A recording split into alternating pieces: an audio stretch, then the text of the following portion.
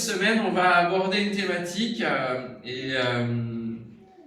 j'aime aborder vraiment du lundi au dimanche une thématique entière. Alors, ça fait 7 ans que je prêche ici, j'avais fait déjà des livres bibliques. Et puis l'année dernière, on avait vu de la Genèse à l'Apocalypse, Dieu créa sa femme, pour parler de l'image de la femme tout au long de la Bible, et qui parle notamment de la personnification de son peuple Israël, et puis ensuite de l'Église, bien sûr.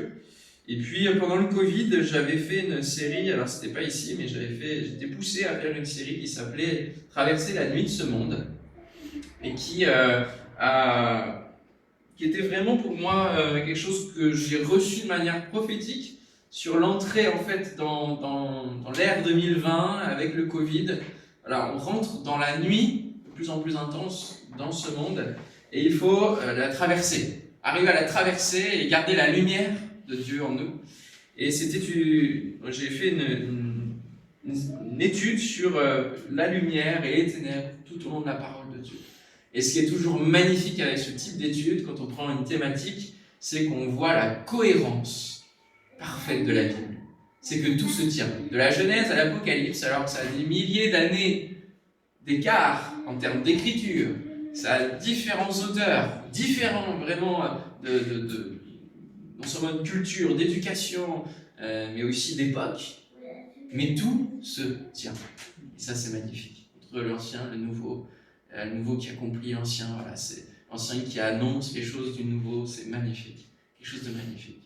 Et dans le même état d'esprit un peu prophétique, eh bien, cette semaine, nous allons aborder ce questionnement: comment survivre au feu qui vient. Alors, je ne sais pas si ça marche. Non, ça ne marche pas. C'est là. Voilà, vous ayez un peu l'image. Et à mon habitude, vous avez la possibilité d'avoir un carnet de notes, parce que j'aime que les chrétiens prennent des notes. En tout cas, je perçois l'effet que ça a quand j'écoute une prédication et que je prends des notes, eh bien je retiens beaucoup plus. Voilà. Et puis c'est scientifique, hein. Donc s'il y en a qui veulent un carnet, voilà, n'hésitez pas, je distribue. Vous avez le droit de ne pas vouloir.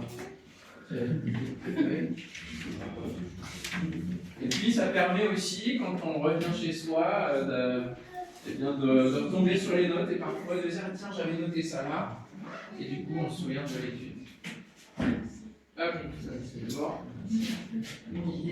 Alors j'ai pas prévu les stylos.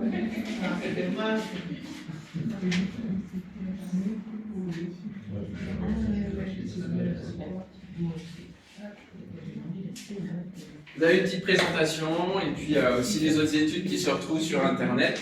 Bon, ça c'est annexe, hein. C'est juste pour essayer le souvenir. Mais ce qui compte, c'est ce qui va être partagé. Amen. Voilà, comment survivre au feu qui vient. Alors justement, on va voir quel est ce feu qui vient. C'est le premier épisode ce matin. On va aborder un jour, un grand jour, le jour du jugement, où Dieu va manifester sa colère de manière pleine et entière, et aussi sa justice. C'est surtout ça. Ce jour de feu, on va le voir en détail, et on va voir toute l'image du feu dans la parole de Dieu. Alors bien sûr, ça peut faire écho à l'actualité, parce qu'on voit beaucoup de feux autour de nous qui sont allumés de manière physique, et qui ne sont plus forcément que l'été, mais aussi parfois l'hiver, parce que les hivers sont de plus en plus secs. On parle de sécheresse, on parle de manque d'eau, de guerre d'eau bientôt. Et il y a un autre feu, un feu spirituel qui vient, et c'est de celui-là dont nous allons parler, et qu'il est important de connaître pour pouvoir en survivre. Ce jour du feu va être vécu de deux manières, pour deux catégories de personnes différentes. Ceux qui croient actuellement en Dieu et qui s'attachent à le suivre, à être disciples de Christ, et qui sont conscients de ce feu imminent et qui vont le traverser sans mal. Et puis ceux qui ne croient pas. Et une des dernières paroles de Jésus, celui qui ne croira pas eh bien, sera condamné. Voilà. Condamné à quoi? Condamné, eh bien, à une destination, le feu éternel qui ne s'éteint point. Et donc, ils seront comme consumés pour toujours. Et on va introduire donc avec 2 Pierre, et c'est vraiment ce texte-là qui m'a lancé dans cette étude. Alors, vraiment, je vous explique un peu les coulisses aussi de comment c'est arrivé. Donc, c'est en lisant 2 Pierre, chapitre 3, où ces versets m'ont véritablement saisi. 2 Pierre, chapitre 3.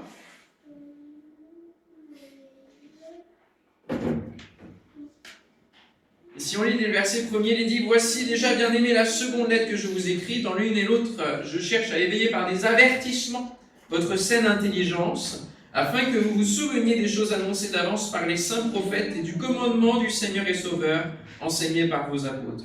Sachant avant tout que, dans les derniers jours, il viendra des moqueurs avec leur raillerie, marchant selon leurs propres convoitises, et disant « Où est la promesse de son retour, de son avènement ? Car depuis que les pères sont morts, tout demeure comme dès la création. Ils veulent ignorer en effet que des cieux existèrent autrefois, par la parole de Dieu, de même qu'une terre tirée de l'eau est formée au moyen de l'eau, et que par ces choses, le monde d'alors périt, submergé par l'eau. Tandis que par la même parole, les cieux et la terre d'à présent sont gardés et réservés, si vous lisez bien avec moi, pour le feu. Pour le jour du jugement et la ruine des hommes impies. Premièrement, la destination du monde, le feu. La terre, les cieux et la terre, d'à présent, sont gardés et réservés pour le feu. Il ne s'agit pas là de constater un réchauffement climatique, même si on peut le prendre en compte dans finalement cette destination, puisque la destination du feu ici est pour la véritable terre, et puis pour aussi de manière spirituelle. Il y a les deux, il y a le spirituel, le symbolique, et le réel, le physique. Et cela peut nous faire peur pour l'avenir, et nous inquiéter de la fin du monde. Mais ce qui peut nous rassurer ici, c'est que nous lisons ce qui est écrit, et nous nous rendons compte que Dieu ne cache rien quant à l'avenir de ce monde. Et donc, pour tous ceux qui auraient peur de la fin du monde, eh bien, il suffit de lire la parole de Dieu et de savoir que la fin, c'est le feu. La destination de ce monde, c'est le feu. Et malgré tous nos efforts écologiques, et ils sont bons, il faut prendre soin de notre terre, malgré tous les efforts qui seront faits, on se rend bien compte que déjà ça va plus vite que ce qui est étudié et prévu, mais c'est surtout que la fin, c'est le feu. Il n'y a pas d'autre fin possible.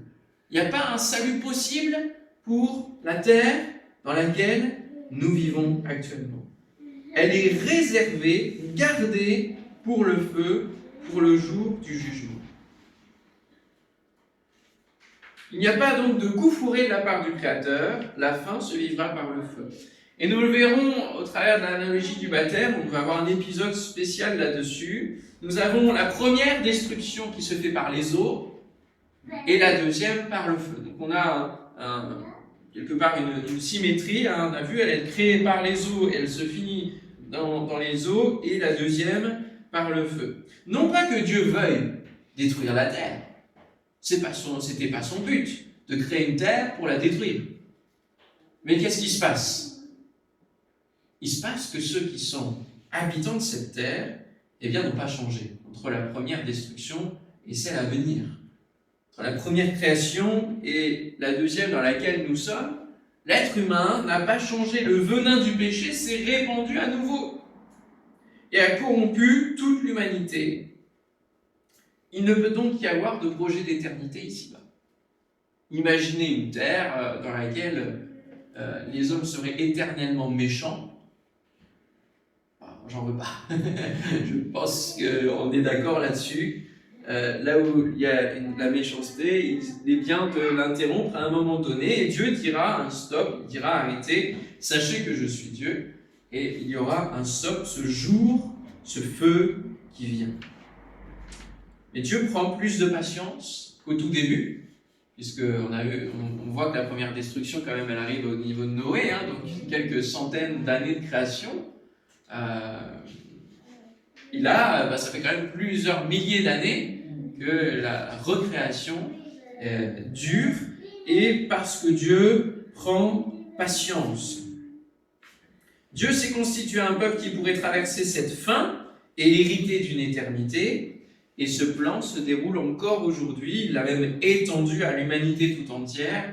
Merci Seigneur pour cette grâce. Même si la fin de ce monde c'est le feu, la fin de nos vies peut être différente. Ça peut être l'éternité. Alléluia. Allô? Eh oui, il faut se réjouir de l'éternité. Ézéchiel chapitre 18, versets 21 à 23, je vous le lis. « Si le méchant revient de tous les péchés qu'il a commis, s'il observe toutes mes lois et pratique la droiture et la justice, il vivra. Il ne mourra pas. » Voilà ce que Dieu veut. Il veut la vie. Il souhaite que l'homme, à chaque fois, quand il a le choix entre la mort et la vie, il choisisse la vie. Voilà le projet divin. Que la vie coule. Toutes les transgressions qu'il a commises seront oubliées. Il vivra, il le répète, à cause de la justice qu'il a pratiquée. Ce que j'ai désiré, est-ce que le méchant meurt? Voilà la question qui est posée par le Seigneur l'Éternel. N'est-ce pas qu'il change de conduite et qu'il vive? Voilà le projet de Dieu. Rappelons-nous, dans la Genèse, dans ce jardin magnifique, où il n'y avait aucune trace de feu, aucune trace de combustion, aucune noirceur. C'était le projet de Dieu de donner une vie bonne, abondante, agréable, éternelle à sa création. Et puis, on a attisé le feu de la colère de Dieu. C'est le deuxième point. Ce qu'il nous faut comprendre, c'est que cette dimension du feu est très liée, en premier lieu, avant qu'on parle du Saint-Esprit, avant qu'on parle de nous, elle est très liée à la colère de Dieu.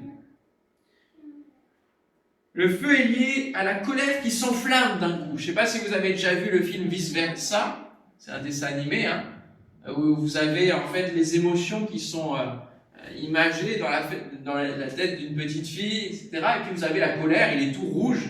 Et alors quand il se met en colère, il fait comme ça, et puis vous avez sa tête qui se met en flamme. Et bon, voilà, ça image la colère. D'un coup, ça s'embrase. Ce n'est pas contrôlable, c'est intense et ça fait mal. Le feu est pareil. Lorsque ce jour du jugement viendra, c'est ce feu-là qui sera là. Donc quand on pose la question quel est ce feu qui vient, c'est le feu, la manifestation de la colère divine, qui se contient pour le moment. Il est patient pour que le maximum soit sauvé. Mais à un moment donné, la colère se manifestera de manière pleine. Le prophète Sophonie nous dit au chapitre 2, dans les premiers versets, « Rentrez en vous-même, examinez-vous, nation sans pudeur.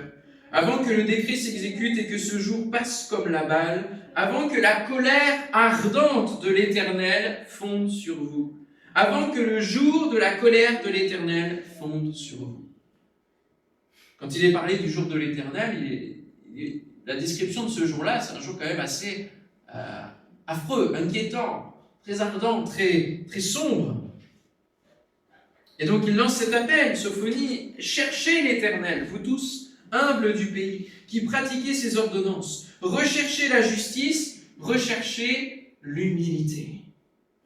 Peut-être serez-vous épargnés au jour de la colère de l'Éternel. » Parce que ce qui attise la colère de Dieu, eh bien, c'est la colère de l'être humain, c'est l'arrogance de l'être humain, c'est l'orgueil de l'être humain qui se met en face de Dieu.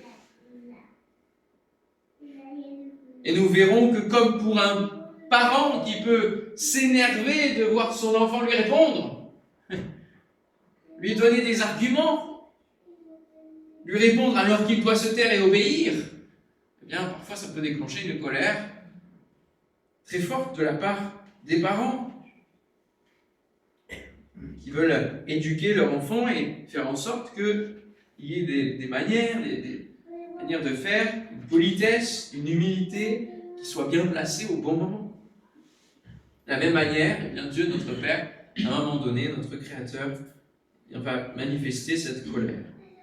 Le but de cette série n'est pas de vous brosser un portrait de fatalité horrible et de parler que du feu qui fait mal, ou du feu de la justice de Dieu, la colère de Dieu, mais c'est de proclamer qu'il y a un salut. Comment survivre? C'est ça l'objectif. C'est de survivre à ce feu-là. C'est de pouvoir en sortir vainqueur, de pouvoir venir auprès de Dieu avec cette humilité, avec cette justice, en ayant cherché l'Éternel avant que la colère se manifeste. Et faire en sorte, pourquoi pas, que la colère n'ait pas lieu. Parce que cela dépend aussi de nous, de notre attitude. Il faut expliquer le salut. Et le salut de quoi? Le salut qu'il y a justement un danger. Et ce danger, c'est de périr sous le coup de la colère divine. Et ce danger est attisé donc par nos fautes, par notre péché, cultivé, développé. La colère ne vient pas de nulle part, elle a toujours une origine. Et celle de Dieu n'est pas gratuite. Elle est produite par le choc de nos cœurs endurcis contre sa sainteté. On va voir beaucoup, pendant cette semaine, l'image du temple. On a chanté tout à l'heure la cité de Dieu, la ville sainte. Et en fait, on va se rendre compte que par rapport au feu, eh bien, Dieu va mettre d'abord le feu dans son temple, justement pour que ce soit des feux qui vont venir purifier et nous amener de pouvoir traverser et de survivre au feu. Mais on a le choc entre le péché de l'homme et la sainteté de Dieu. Et bien souvent, nous parlons de la condamnation éternelle, de l'enfer, comme si Satan avait un pouvoir sur la gestion de l'enfer. Mais Satan n'est qu'un ange déchu. Il est peut-être le maître de ce monde parce qu'il a pris le pouvoir au travers du péché de l'être humain, mais il n'est pas gestionnaire de l'enfer. Et la destination du monde, c'est le feu, mais la destination de Satan, c'est aussi le feu. L'étang ardent de feu et de soufre. Il serait bon donc de se rappeler que l'étang de feu a été créé par Dieu, et c'est ce qui est prévu par Dieu pour Satan et les anges qui l'ont suivi. Dans cet esprit de rébellion, et donc il est tout à fait logique que notre condamnation en tant qu'être humain pécheur soit la même, parce que nous sommes animés cet esprit de rébellion. La condamnation est prononcée par Dieu pour mettre à l'écart ceux qui n'acceptent pas la seigneurie et la sainteté divine. Mais ce n'est pas quelque chose qui n'est pas contrôlé par Dieu. Au contraire, il faut bien comprendre que s'il y a une condamnation à aller vers l'étang de feu, eh bien c'est une condamnation qui est prévue dans le tribunal divin. Et que ce n'est pas quelque chose qui est géré par Satan. Alors, en troisième point, on pourrait se poser la question, ce jour de l'Éternel, qui est un petit peu mystérieux, on ne sait pas trop à quel moment il va tomber dans l'eschatologie, dans la fin des temps, mais on sent quand même que ça a une certaine finalité, parce qu'il est parlé du jugement. Ce jour n'est-il pas commencé? C'est une question qu'on pourrait se poser aussi ce matin, et qui se pose quand on continue à lire 2 Pierre, au verset 8. On a lu jusqu'au verset 7, où il est parlé donc, que la terre et les cieux sont réservés pour le feu. Et au verset 8, il enchaîne en disant « Mais il est une chose bien aimée que vous ne devez pas ignorer, c'est que devant le Seigneur, un jour est comme 1000 ans. Et 1000 ans sont comme un jour. » Donc on sent que la temporalité n'est pas la même, n'est pas considérée de la même manière. Le Seigneur ne tarde pas dans l'accomplissement de la promesse comme quelques-uns le croient, mais il use de patience envers vous, ne voulant pas qu'aucun périsse, mais voulant que tous arrivent à la repentance. Le jour du Seigneur viendra comme un voleur. En ce jour, les cieux passeront avec fracas, les éléments embrasés se dissoudront, et la terre, avec les œuvres qu'elle renferme, sera consumée. Un jour est comme 1000 ans sont comme un jour. Alors ce jour de l'Éternel n'est-il pas commencé? Nous pouvons nous poser cette question quant à la temporalité de l'accomplissement du plan divin.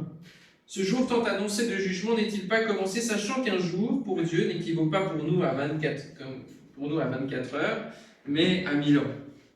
Il y a déjà beaucoup de jugements qui, dans l'Ancien Testament, sont annoncés et déjà s'accomplissent dans l'Ancien Testament.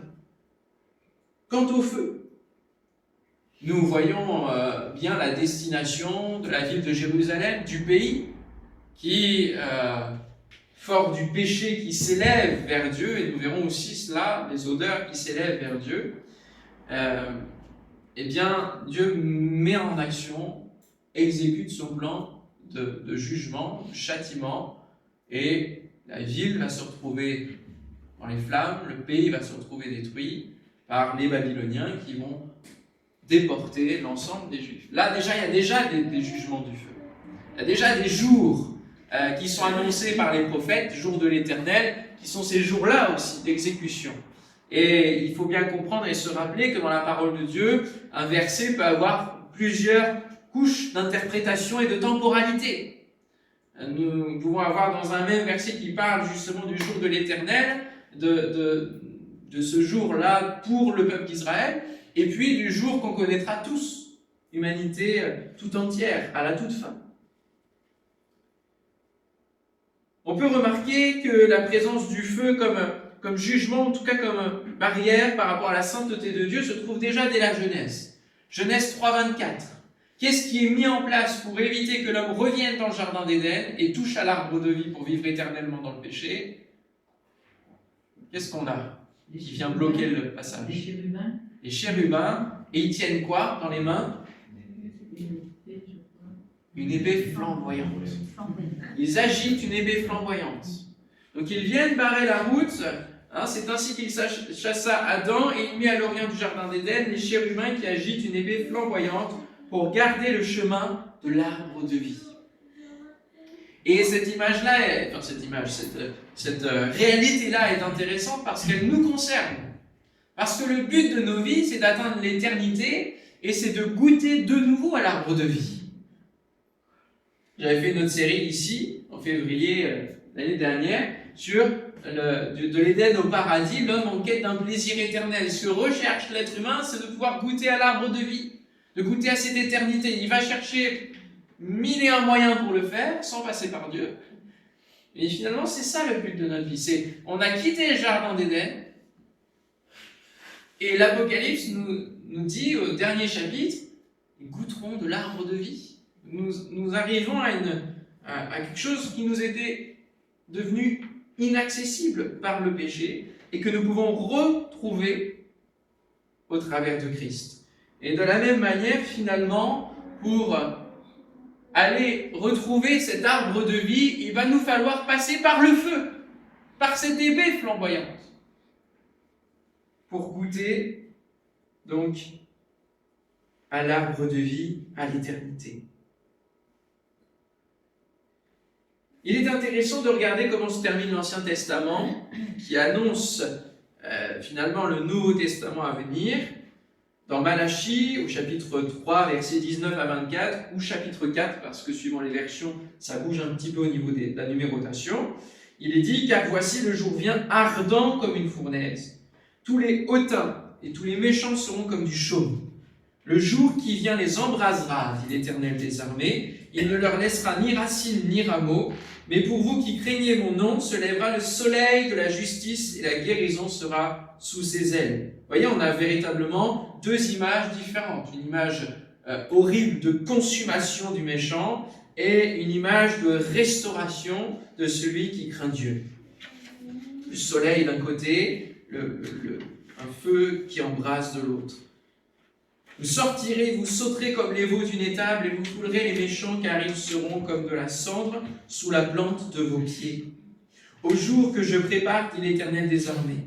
Souvenez-vous de la loi de Moïse, mon serviteur, auquel j'ai prescrit en Horeb pour tout Israël des préceptes et des ordonnances. Voici, je vous enverrai Élie le prophète avant que le jour de l'Éternel arrive. Détail très important. Ce jour grand et redoutable. Il ramènera le cœur des pères à leurs enfants et le cœur des enfants à leurs pères, de peur que je ne vienne frapper le pays d'interdit. Donc on a une indication sur le moment du jour de l'Éternel. Avant que le jour de l'Éternel arrive, il faut que quoi? qu'un autre Élie se manifeste. Que nous est-il dit dans le Nouveau Testament concernant ce nouvel Élie? Jésus nous en donne la réponse. Jean-Baptiste. C'est Jean-Baptiste. Jean-Baptiste et ce nouvel Élie qui devait venir. Donc, si on conclut, Jean-Baptiste arrive, donc derrière le jour de l'Éternel. Donc, derrière Jésus. Ce jour est peut-être commencé avec Jésus. Et on verra dans un autre épisode en détail, cette parole, et parmi les paroles les plus mystérieuses de Jésus, ce sont celles sur le feu, où il va dire « Je suis venu jeter un feu sur la terre ».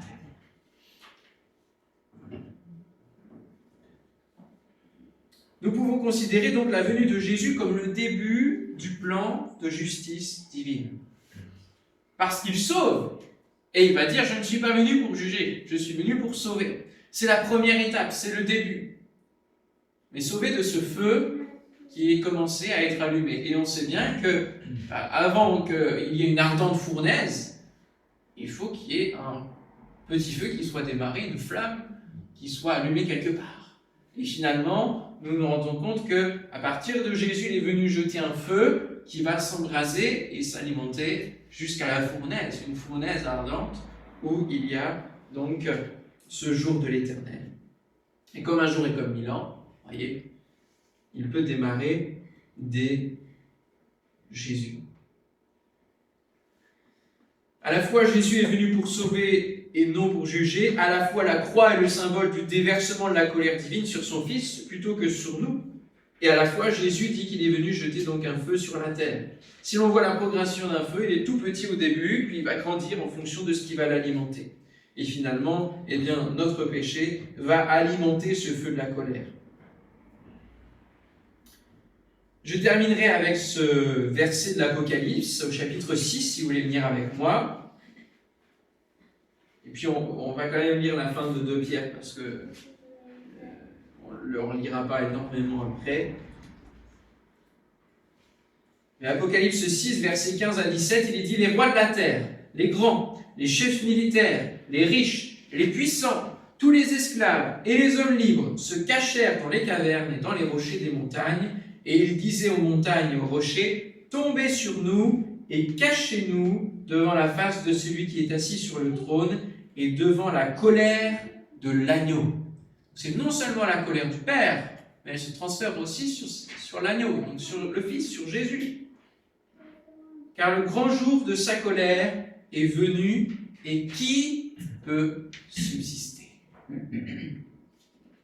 Qui peut subsister? C'est la grande question. Comment survivre au feu qui vient? Nous allons y répondre au fur et à mesure des jours, des épisodes. Et si on lit la suite de 2 Pierre 3, vous aurez déjà quelques éléments de réponse.